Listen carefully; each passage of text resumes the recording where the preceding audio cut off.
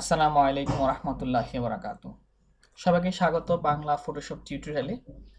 আমার Photoshop part 1 এবং part 2 দেখে যারা কমেন্টস করেছেন তাদেরকে ধন্যবাদ, এবং তারা পার্ট 3টা আপলোড দেওয়ার জন্য বলেছেন এবং আমাকে অনুপ্রাণিত করার জন্য তাদেরকে অসংখ্য অসংখ্য ধন্যবাদ।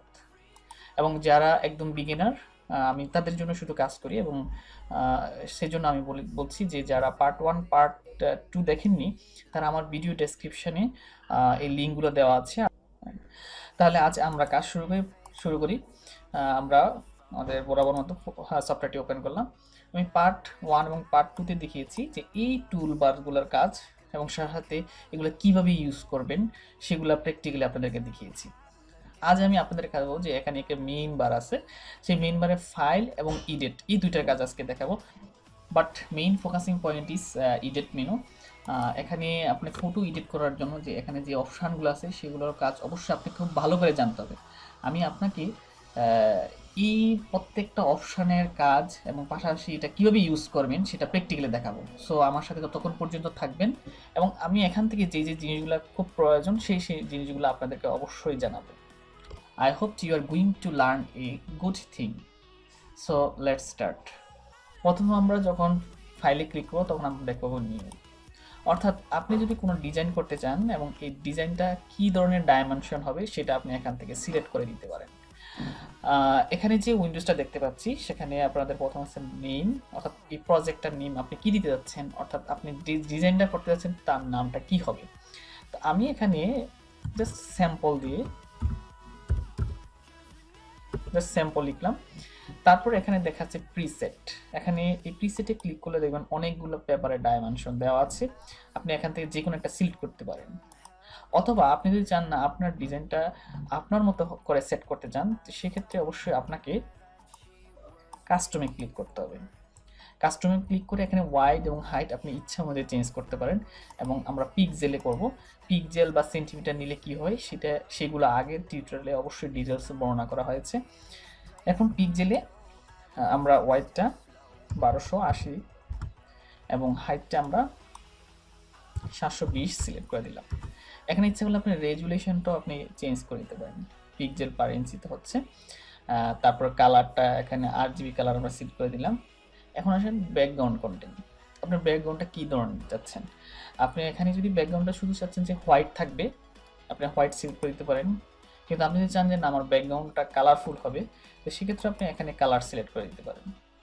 তাছাড়া আপনি যদি বলেন না আমার ব্যাকগ্রাউন্ডটা ট্রান্সপারেন্ট হবে, অর্থাৎ ব্যাকগ্রাউন্ডে কিছুই থাকবে না, ব্ল্যাঙ্ক থাকবে, পরবর্তীতে আপনি নিজের মতো করে ব্যাকগ্রাউন্ড সেট করবেন, সেক্ষেত্রে আপনি ট্রান্সপারেন্টটা সিলেক্ট করে দেবেন। তো আজ আমরা শুধু হোয়াইট ব্যাকগ্রাউন্ড সিলেক্ট করে দিলাম, দেন ওকে বাটনে আমরা ক্লিক করব। ক্লিক করার পরে আমরা এই ওয়ার্ক প্লেসটা পেয়ে গেলাম। অর্থাৎ আপনি এই ওয়ার্ক প্লেসে আপনি বিভিন্ন রকম ডিজাইন তৈরি করতে পারেন। তারপরে ফাইলেতে যে আর্ট আছে ওপেন। তো ওপেনের কাজ হলো যে আপনি যদি কোনো ইমেজ আপনি সেট করতে যাচ্ছেন বা যে ইমেজটা নিয়ে কাজ করতে চান সেটা আপনি ফটোশপ সফটওয়্যার ওপেন করবেন, সেক্ষেত্রে আপনি ওপেনে ক্লিক করতে হবে। সাপোজ আমরা এই বেয়ারের ছবিটা নিয়ে কাজ করব, আমরা ডাবল ক্লিক করলে এটা এখানে চলে আসবে। এছাড়া আরেকটাভাবে ওপেন করা যায়, আপনি যদি সাপোজ এখানে আমার ইমেজটা আছে ডেস্কটপে, আমি এখান থেকে ইমেজটা ড্র্যাগ করে এখানে ছেড়ে দিলেও কিন্তু এটা চলে আসবে। এটা হলো ওপেনের কাজ। দেন ব্রাউজ হলো আপনি রিসেন্ট যে কাজগুলো করেছেন বা অর্থাৎ এই রিসেন্ট কাজগুলো এখানে আপনার থাকবে, ব্রাউজের মধ্যে আপনি নিয়ে আসতে পারবেন। ওপেনেস বা রিসেন্ট ওপেন এগুলো দিয়ে সাধারণত আপনি রিসেন্ট যে কাজগুলো করেছেন সেগুলো আপনি নিয়ে আসতে পারবেন। দেন ক্লোজ হলো আপনি যখন একদম সম্পূর্ণ কাজটা আপনি বাদ দিতে যাচ্ছেন, ঠিক আছে, বাট উইন্ডোজটা ক্লোজ হবে না, কিন্তু যে ওয়ার্কগুলো আছে এখানে সেগুলো আপনি ক্লোজ করতে যাচ্ছেন, সেগুলো ক্লোজে ক্লিক করলে সব চলে যাবে। তারপর এখন আমরা দেখাবো সেভ অপশনটা। এখন সাপোজ আমরা বেয়ারের ছবিতে কিছু কাজ করলাম, জাস্ট আমি আপনাদের স্যাম্পল হিসেবে দেখাচ্ছি, নাথিং এলস। ফাইলে যাবেন, ফাইলে গিয়ে দেখেন সেভ অপশনটা আছে, সেভ অপশনে ক্লিক করলে অর্থাৎ আপনি যেই জায়গায় ফটো নিয়েছেন সেই জায়গায় আবার সেভ হবে। কিন্তু আমি যাচ্ছি না, অন্য জায়গায় আমি সেভ করতে যাচ্ছি, সেক্ষেত্রে সেভ এজে ক্লিক করবো। সেভ এজে ক্লিক করে এখান থেকে আমরা ডেস্কটপে এটা সেভ করতেছি। এখানে ফরম্যাটটা চেঞ্জ করে দিতে হবে। সাধারণত আপনার পিএনজি এবং জেপিইজি ফাইলে সেট করি, এটা ইমেজের জন্য, আদারওয়াইজ আপনার এটাকে ইমেজ থাকবে না। আমরা এই ফরম্যাটটা চুজ করে দেবো, বা আমরা জেপিজি ফরম্যাটটা চুজ করে দেন সেভে ক্লিক করবো, দেন ওকে। কিন্তু মাঝে মাঝে দেখা যাচ্ছে আপনার কাজটা এখন কমপ্লিট হয়নি, এটা এডিটিংয়ের আরও বাকি আছে। তো সেক্ষেত্রে আপনাকে কি করতে হবে সেটা আমি আপনাদেরকে দেখাচ্ছি। তখন আবার সেভে ক্লিক করবেন, কিন্তু ফরম্যাটটা আপনার থাকবে ফটোশপ পিএসডি ফর্মে থাকবে। থাকার পরে আমি নামটা চেঞ্জ করে দিচ্ছি, দেন আপনি ওকে ক্লিক করুন। আমরা ডেস্কটপে এটা সেভ করতেছি, ওকে ক্লিক করুন। করার পরে আপনার কাজ কমপ্লিট, বা আপনি আবার নতুন করে এটা কি করবেন, এডিট করবেন। তো সেক্ষেত্রে দেখেন আমার ডেস্কটপে স্যাম্পল নামে একটা ফোল্ডার আছে, এটাতে ডাবল ক্লিক করলে আবার আপনার যে কাজটা যে জায়গায় ছিলেন ঠিক সেই জায়গায় আপনি ওপেন হয়ে যাবে। এগুলো হলো আপনার ফাইল মেনুর কাজ, ইম্পর্টেন্ট যে কাজগুলো সেগুলো আমি আপনাদেরকে দেখাচ্ছি। এখন আমি আপনাদেরকে দেখাবো যে এডিট মেনুর কাজ, এটা খুব গুরুত্বপূর্ণ, এটা আশা করছি আপনারা খুব মনোযোগ সহকারে দেখবেন এবং আমি চেষ্টা করবো আপনাদেরকে খুব ভালো করে বুঝিয়ে দেওয়ার জন্য। তো এডিট মেনুতে প্রথম যে জিনিসটা আছে সেটা হলো আনড্র, অর্থাৎ আপনি, আমরা একটা কাজ করে দেখাই আগে। সাপোজ এই ব্রাশের মাধ্যমে আমি বেয়ারের গালে এটা ড্র করে দিলাম, যদিও আমাদের এটা কাঙ্ক্ষিত না, আমরা চাই না যে বেয়ারের গালে এই ধরনের ঘাস থাকুক।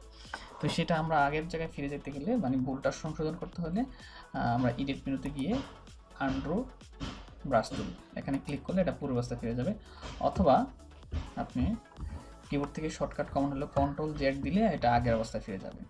কিন্তু এখানে শুধুমাত্র একবার আপনি পিছনে যেতে পারবেন, বা একের অধিক যেতে পারবেন না। আর একের অধিক যেতে চাইলে আপনাকে আরেকটা অপশান ইউজ করতে হবে। তাহলে আমরা একটু ড্র করে দিই,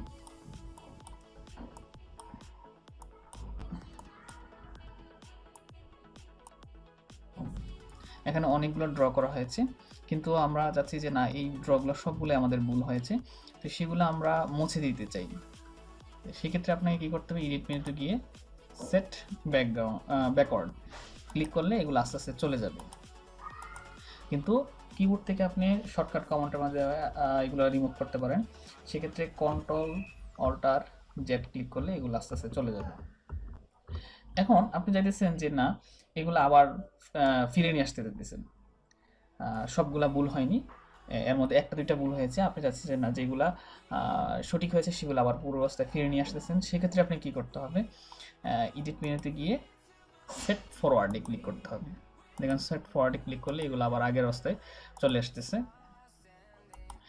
এছাড়া কিবোর্ড থেকে আপনি কন্ট্রোল শিফট জেড ক্লিক করলেও কিন্তু এগুলো চলে আসবে। অর্থাৎ আমি আপনাকে ব্রাশ টুলের মধ্যে এগুলো দেখে যাচ্ছি, আপনি যদি ফটোতে কোনো কাজ করতে চান, ইরেজার ইউজ করলেন বা বিভিন্ন ধরনের টুলসগুলো ইউজ করে যদি ভুল হয়, সেগুলো পূর্বাবস্থায় ফিরে যাওয়া বা আবার মানে ফরওয়ার্ড যাবেন কীভাবে কিংবা ব্যাকওয়ার্ডে কীভাবে যাবেন, এই টুলসগুলোর মাধ্যমে আপনি ফরওয়ার্ড কিংবা ব্যাকওয়ার্ডে যেতে পারবেন। এখন আপনাকে যে অপশানটা দেখাবো সেটা হলো এডিট ফেড অপশান। সাপোজ আমি আরেকটা ব্রাশ নিয়ে নিচ্ছি, এখান থেকে এই পাতার ব্রাশটা আমি নিয়ে নিলাম, আর পাতার ব্রাশটা আমি এখানে ড্র করলাম। আমি চাচ্ছি যে এটা এত বেশি উজ্জ্বল না হলে আরেকটু ফেড করে দিই, সেক্ষেত্রে এডিট মেনুতে গিয়ে ফেড ব্রাশ এখানে ক্লিক করব, দেন এখান থেকে অপাসিটি আমরা একটু ডিক্রিজ করে দিব, 100 আছে, আমরা একটু ডিক্রিজ করে দিচ্ছি। দেখেন সাথে সাথে কিন্তু আমাদের এই এখানে যে ডিজাইনটা আছে সেটার অপাসিটি কমে যাচ্ছে, অত একটু ফেড হয়ে যাচ্ছে। দেন ওকে ক্লিক করব, এটা হলো ফেডের কাজ। এখন আপনাদেরকে দেখাবো কাট এবং পেস্টের কাজ। আমি এই জন্য আরেকটা ইমেজ নিয়ে আসতেছি আমার প্লেস নিতে। সাপোজ আমরা এই ভদ্রলোকের ইমেজটা নিয়ে আসলাম, তো ইমেজটাকে প্রথমে আমাকে মার্ক করে নিতে হবে। এখানে মার্ক করার জন্য অনেক ধরনের টুল আছে, আপনার পেন টুল আছে, পলিগোনাল ল্যাসো টুল আছে, ম্যাগনেটিক ল্যাসো টুল আছে। আমি ম্যাগনেটিক ল্যাসো টুলটা ইউজ করছি। এই টুলসের মাধ্যমে আমি ছবিটাকে মার্ক করব।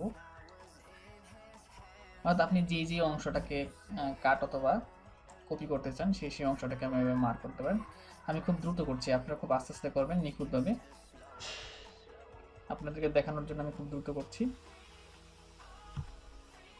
দেন ছবিটা আমাদের সিলেক্ট হয়ে গেল। সিলেক্ট করার পর আমরা যদি কাট করতে চাই এই অংশটা, আমি কাটে ক্লিক করব।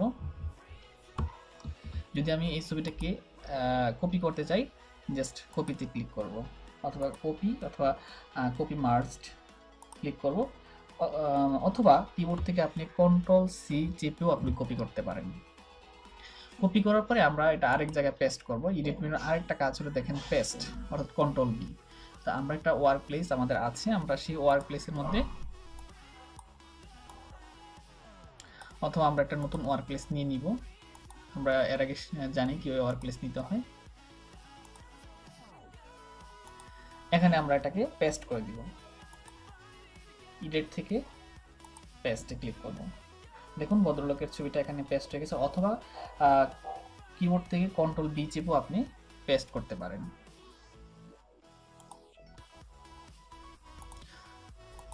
দেন আরেকটা অপশন হলো পেস্ট ইনটু, দেন পেস্ট ইনটু। এই অপশনটা আসলে সত্যি খুব দারুণ। আপনারা একটু ধৈর্য ধরুন। আমি একটা নতুন পিক নিয়ে আসতেছি এখানে। সাপোজ আমি এই পিকটা নিয়ে আসলাম। এখন আমি যাচ্ছি যে এই ছবিতে, এখানে যে ছবি আছে এই ছবির পরিবর্তে আমার নিজের একটা ছবি আমি এখানে সেট করতে যাচ্ছি, অথবা এই যে এখানে যে ভদ্রলোকটা ছবি আমরা কপি করেছি তার ছবি আমরা এখানে সেট করব। তো সেক্ষেত্রে আমাদের কি করতে হবে,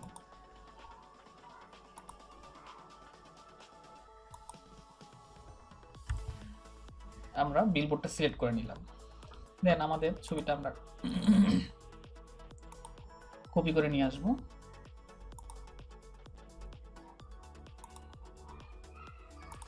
আমরা এই ছবিটাকে আমরা বিলবোর্ডে সেট করব। সেই জন্য আমাকে এই ছবিটাকে সিলেক্ট করে নিতে হবে। সিলেক্ট করে কন্ট্রোল সি চেপে আমরা কপি করে নিলাম। কপি করে ঠিক আমরা এই বিলবোর্ডের মাঝখানে এই ছবিটাকে আমি অ্যাটাচ করব। তো সেক্ষেত্রে আপনাকে এডিটে গিয়ে পেস্ট ইনটুতে ক্লিক করুন। পেস্ট ইনটুতে ক্লিক করলে কিন্তু এটা বিলবোর্ডে অলরেডি চলে গেছে। আচ্ছা, এটা এখনো দেখা যাচ্ছে না, আমরা কন্ট্রোল টি চাপবো। কন্ট্রোল টি চাপার পর দেখুন এই অপশনগুলোকে ধরে এইভাবে চাপুন, ছোট করুন।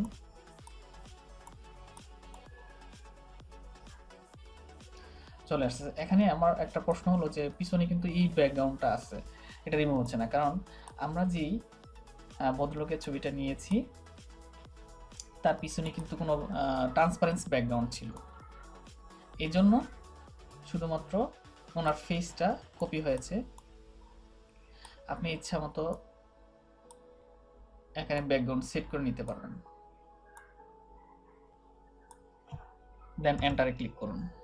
দেখুন এখানে বোঝা যাচ্ছে না যে এখানে ছবিটা আপনি কিভাবে অ্যাটাচ করছেন, মনে হচ্ছে একদম রিয়েল যে এখানে ছবিটা অ্যাটাচ করা আছে। এখন আমি দেখাবো যে নেক্সট হলো ক্লিয়ার। যে অপশনটা আছে সেটা হলো ক্লিয়ার। ক্লিয়ার হলো আমি যখন কোনো একটা অংশকে মার্ক করব, সাপোজ আমি এই অংশটা মার্ক করলাম রেক্টেঙ্গুলার টুলের মাধ্যমে, আমি চাচ্ছি যে এই অংশটা ক্লিয়ার করে দিই, এখানে যা আছে সব ক্লিয়ার হয়ে যাবে, ডিলিট হয়ে যাবে। সেক্ষেত্রে আপনি এই ক্লিয়ার অপশনটাতে ক্লিক করলে চলে যাবে, অথবা কিবোর্ড থেকে যদি আপনি ডিলিট ক্লিক করেন তাও চলে যাবে। যেমন আমরা ডিলিট ক্লিক করছি তাও চলে যাচ্ছে। এটা হলো ক্লিয়ার অপশনের কাজ। আচ্ছা, দেন হলো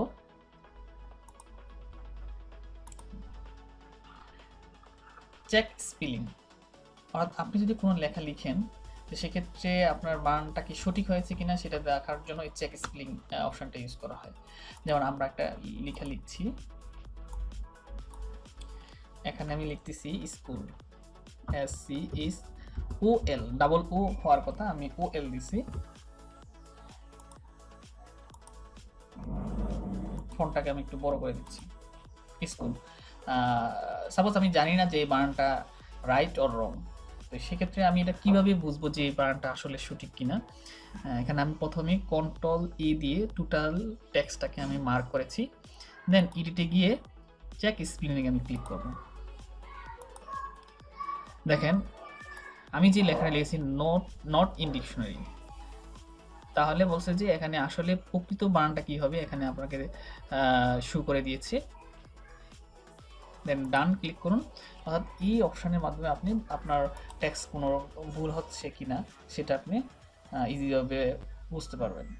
দেন find and replace text. Find replace অর্থাৎ আপনি অনেক টেক্সট লিখছেন আপনার ফটোশপে, তো সেই ক্ষেত্রে আপনার একটা ওয়ার্ড চেঞ্জ করতে হবে, এখানে একটা খুঁজতে হবে।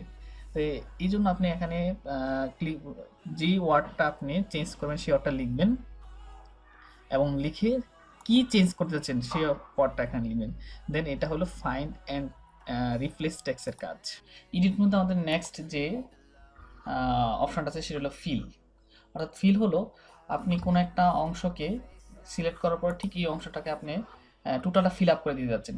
সেক্ষেত্রে যেমন আমি এই অংশটাকে সিলেক্ট করে এই কালারটা দিয়ে আমি টোটালটা ফিল আপ করে দিতে যাচ্ছি, সেই জন্য আপনাকে এডিট মেনুতে গিয়ে জাস্ট ফিলে ক্লিক করুন, দেন ওকে, দেন এটা ফিল আপ হয়ে গেছে। ইচ্ছা করলে আপনি এখান থেকে যে ফরগ্রাউন্ড কালারটা আছে কালারটা আপনার চেঞ্জ করে আপনি যেই কালারটা এখানে দিতে চান সেই কালারটা এই জায়গা থেকে আপনি চেঞ্জ করতে পারেন। এটা হলো ফিলের কাজ। ফিলের পরে এডিট মেনুতে নেক্সট যে কাজটা সেটা হলো স্ট্রোক। স্ট্রোকের মাধ্যমে আপনি আপনি যাচ্ছেন যে আপনার যে সিলেক্ট ভিডিও আছে এর মাঝখানে চারদিকে একটা বর্ডার দিতে যাচ্ছেন, সেই জন্য আপনাকে স্ট্রোক অপশনটাকে ক্লিক করতে হবে। ক্লিক করার পর আপনি বর্ডারটা কী ধরনের কালার দিতে যাচ্ছেন, আমরা সাপোজ কালার সাথে ব্ল্যাক কালারটা সিলেক্ট করে দিলাম এবং এটা হোয়াইটটা কত হবে আমরা 10 করে দিলাম, দিয়ে এটা সেন্টারে করে দিয়ে ওকে ক্লিক করলাম। এরপর দেখুন আমরা যে অংশটা সিলেক্ট করেছি তার চারপাশে একটা বর্ডার ক্রিয়েট হয়েছে। এটা হলো আপনার স্ট্রোকের কাজ। দেন আরেকটি অপশন কাজ হলো নেক্সট যে কাজটা সেটা হলো ফ্রি ট্রান্সফর্ম। এটার জন্য আপনাকে কি করতে হবে,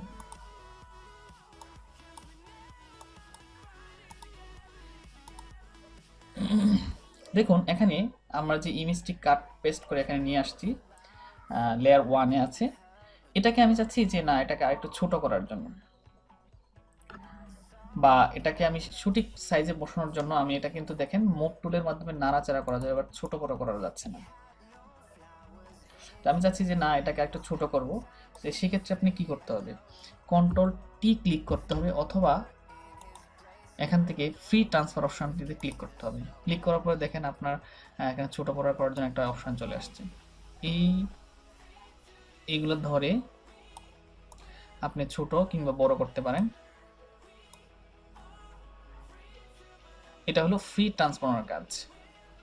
দেন আপনার কাঙ্ক্ষিত জায়গায় সেট করার পরে এন্টারে ক্লিক করুন, এটা সেট হয়ে গেল। এটা হলো ফ্রি ট্রান্সফারের কাজ। এখানে আরও আছে, যেমন আপনার ট্রান্সফার এগিন আরও করতে যাচ্ছেন, স্কেল, এগুলো আপনি একটু বাসায় প্র্যাকটিস করবেন, আশা করছি আপনি পারবেন। এগুলো ট্রান্সফারের কাজ।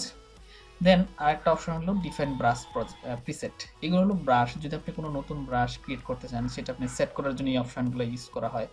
আর হলো পারগি, অর্থাৎ আপনার ফটোশপে আজে বাজে যে ফাইলগুলো আছে, ঠিক আছে, যেগুলো প্রয়োজনীয় নয়, এগুলো ওয়েস্টেজ, এটাকে আপনি ডিলিট করার জন্য এই অপশনটা ইউজ করা হয়। যদিও আমি সবগুলো মানে হিস্ট্রিগুলো সব ডিলিট করে দিয়েছি। দেন কালার সেটিং। কালার সেটিংটা হলো কালার সেটিংয়ে আপনার বিভিন্ন রকম কালার সেটিং আছে, এখান থেকে আপনি 8GB এরকম বিভিন্ন ধরনের কালার আছে, সেই কালারগুলো আপনি সেট করে নিতে পারেন। এটা খুব অ্যাডভান্স লেভেলের।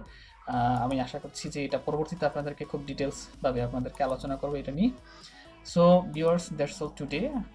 আপনারা যেই কাজগুলো দেখিয়েছি সেই কাজগুলো আপনার বাসায় প্র্যাকটিস করুন, এবং আপনার যদি কোনো প্রবলেম থাকে অথবা আপনার যদি কোনো প্রশ্ন থাকে অবশ্যই কমেন্টস বক্সের মাধ্যমে আমাকে জানাবেন, আমি চেষ্টা করব আপনার প্রশ্নের উত্তর দেওয়ার জন্য।